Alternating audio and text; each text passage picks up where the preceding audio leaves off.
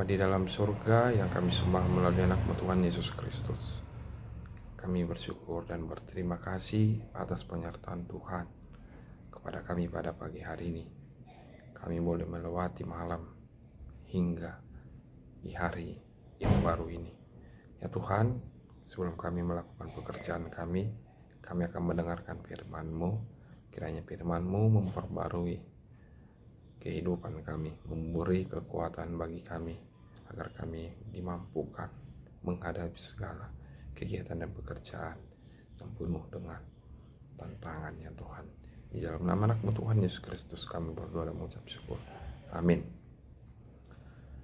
Bapak, Ibu, dan saudara-saudara yang dikasihi oleh Tuhan Yesus Kristus, kita berjumpa kembali pada renungan harian di hari Selasa 6 Mei 2025. Renungan kita yang tertulis dari kitab Yesaya pasal 7 ayat 11. Mintalah suatu pertanda dari Tuhan Allahmu, biarlah itu sesuatu dari dunia orang yang mati yang paling bawah, atau sesuatu dari tempat tertinggi yang di atas. Pangido sadatata di Hosea Jehovah de Batam, pangido sian banua toru, manang sian banua gicang sahali. Demikian bunyi firman Tuhan. Bapak, Ibu, dan jemaat yang dikasihi oleh Tuhan Yesus Kristus, ketika kita menghadapi suatu pergumulan yang berat, suatu persoalan kehidupan yang sangat-sangat berat sekalipun, suatu tantangan atau ancaman di tengah-tengah pekerjaan, baik di persekolahan maupun di bangku perkuliahan. Bagaimanakah respon kita untuk menghadapi berbagai pergumulan tersebut?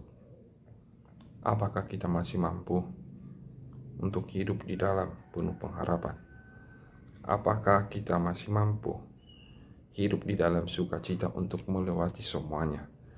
Apakah kita masih mampu untuk tetap percaya untuk melewatinya? Sebagai manusia yang hidup di dunia ini, tentu sekali kita pasti menghadapi persoalan tersebut.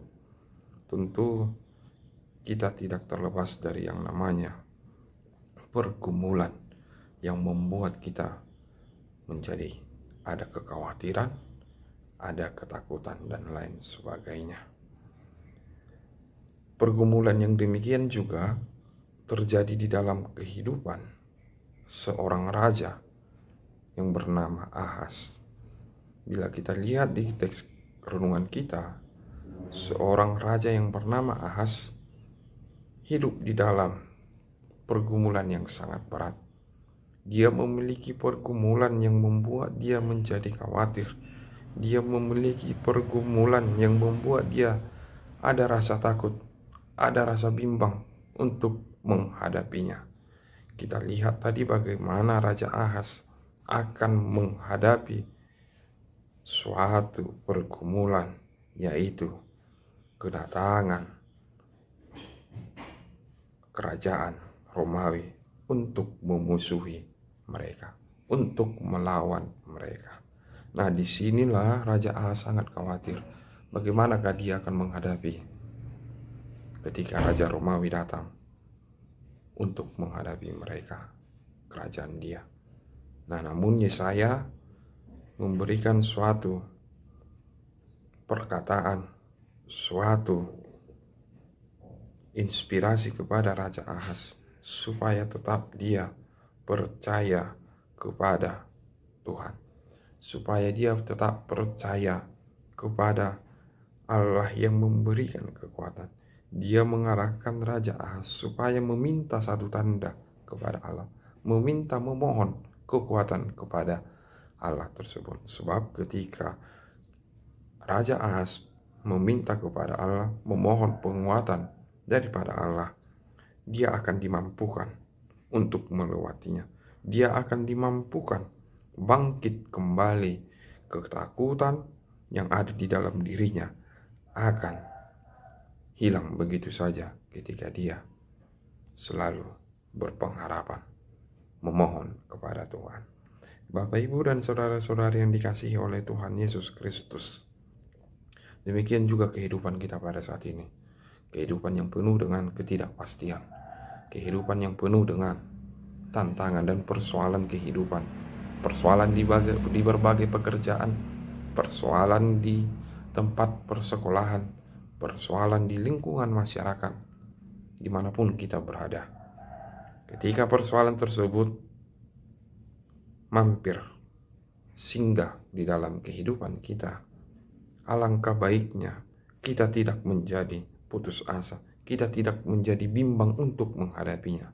Namun, kita tetap berpengharapan, kita tetap percaya kepada Tuhan, supaya Tuhan yang memampukan kita untuk menghadapinya, supaya Tuhan yang memampukan kita untuk memenangkan segala persoalan kehidupan tersebut. Sebab ketika kita percaya kepada Tuhan, di situ Dia akan selalu memberikan belas kasihan-Nya.